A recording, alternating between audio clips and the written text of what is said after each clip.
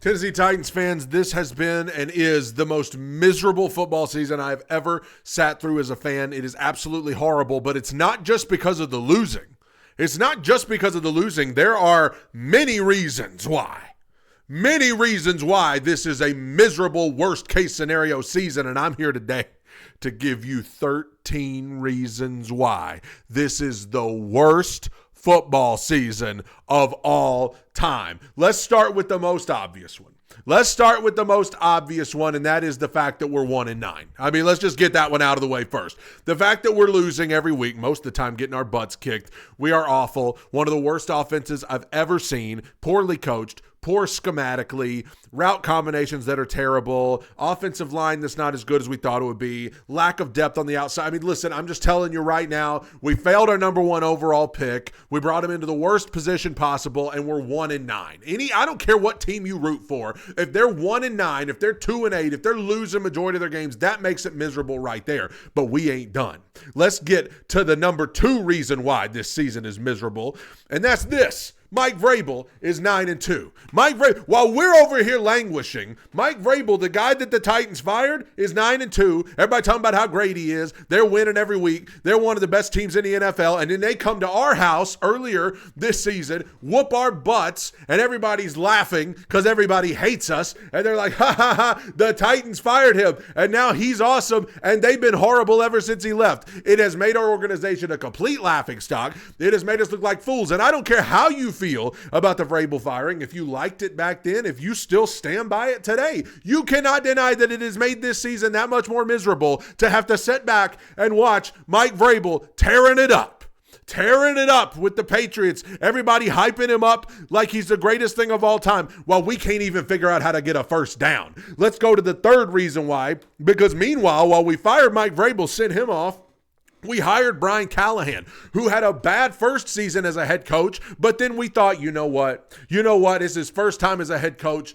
He's had a season under his belt now. He's going to come in this year, and he's going to prove why he's the head coach of the future. Nope, he got fired in week 6. He didn't even know that one elbow equals 2 feet. He didn't know when to use his timeouts. He didn't know when to throw a challenge flag. He didn't know when something needed to be reviewed. He didn't know when to kick field goals and when to go for it. He didn't know when to be aggressive. His in-game decision-making was awful. He was completely overwhelmed by the job, and he deservedly got fired in week 6. The coach that we had hopes for got fired in week 6. Great! The number 4 reason why is after we fired him, we elevated Mike McCoy to be the interim head coach. And while he is better, it ain't by much, because I will never understand, bro, you are the interim head coach. You are not going to have this job in a few months. You are a placeholder, and yet you are out here acting like you're trying to tiptoe around and try to go for it on 3rd and 3 in the opponent's territory by running it up the middle and then settling for punts and field goals. When you're the interim, go for it on every 4th down. Who cares? That's my 4th reason why. Let's get to the 5th reason why. The 5th reason why is that Kevin Byard and other former players are just tearing it up. Byard's Bears, AJ's Eagles, Henry's Ravens. We got Josh Wiley catching touchdowns for the Green Bay Packers the other day. We got guys like Jeremy McNichols playing well for the Washington Commanders. All of these former Titans just tearing it up, just absolutely going off every single week while we sit here and languish with our 1-9 season. The number, I believe, 6th reason why. We traded Kevin Byard for a 5th round pick. With that 5th round pick, we drafted Jarvis Brownlee and then traded him for a 6th round pick because he wasn't a culture fit, and we don't even know what our culture is. Let's get to the 7th reason why. Calvin Ridley. Remember the Cam Calvin connection that we were so excited for this summer? Remember that? Well, then Calvin's dropping passes, then he gets hurt, then he comes back, then he breaks his leg, and now he's on IR. And he's done. And he's not coming back. Whoop-de-doo, we're having a great time. Everything's great in Nashville. The guy that was supposed to help our rookie quarterback broke his leg. And then the Colts are good. This is the next reason why. I don't even know what we're on now. 8, 9. This is the next reason why the Colts are good. In addition to the Titans being horrible, the Colts are good. So now I've got to sit here and deal with that. Now I got to listen to them. Well, Jonathan Taylor's so good. Daniel Jones is our man. I got to listen to that every week. Misery. Now we get to this. L'Jarius Sneed failed to report a felony. And the biggest crime of all is that he got burned by Austin Hooper. L'Jarius Sneed, I mean, it's just been a failed experiment for no word go. I don't want to make light of the stuff he's got going on off the field. But I mean, he's on IR. He's getting burned when he's in there. I mean, it's just horrible. The L'Jarius Sneed experience has been horrible. The 10th reason why, I got it right here. The 10th reason why, the in-game experience, anybody that's been to a Titans home game this year, you already know. You already know what that's like. God bless you for even going to the game. But you already know the home experience in Nashville when they score, on the off chance that they score a touchdown, and I got to hear the worst touchdown celebration song in America, in the world. And I had nothing against Johnny Cash, the Man in Black, but bro, this is awful.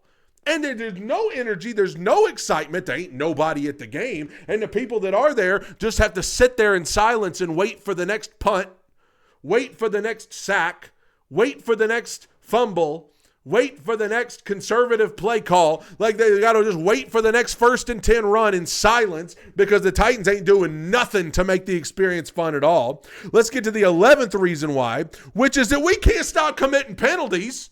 Don't matter whether it's Callahan, don't matter whether it's McCoy, we can't stop committing penalties. I mean, false starts, illegal shifts, illegal motion, like holding, personal foul, lining up off sides. We can't help ourselves. 12th reason why. Give it to me now. I miss the dark blues. I'm sorry.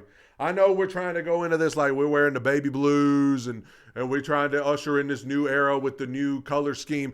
I miss the navy blues. I miss the dark blues. I don't know, man. I mean, just I miss some variation with the uniforms. Every week we're wearing the bright blues and the white pants if we're at home, and we're wearing the white jerseys with the white pants. I like the away ones, but I just miss the dark blues. I miss the navy blues. Maybe it's just because I miss the winning that used to happen when we wore those. And my 13th reason here is the fans this year, and I'm right there with you. But having this channel, having this podcast, being active on social media with Titans fans, it's tough out there, fam. Because you got one group of people that want to blame Cam Ward for everything, and you got one group that don't want to blame him for anything. You got one group out there that thinks if you criticize a play by Cam Ward, that means that you're saying he was a bust and you're giving up. And then you got another group out there that thinks if you don't blame something on Cam Ward, that means you're coping and you're trying to say that everything he does is great. There's no room for nuance. There's no room for anything in the middle. There's no room to just be reasonable. And this is a reflection of society, but there's no room to be reasonable. You've got to be all the way that way or all the way that way to an obnoxious degree. And the losing just makes it worse because the fans are frustrated, the fans are angry, the fans are getting fed up, the fans are embarrassed by all of these things that I've already talked about, and so we take it out on each other. Every week. Every week. This season sucks. Tighten up.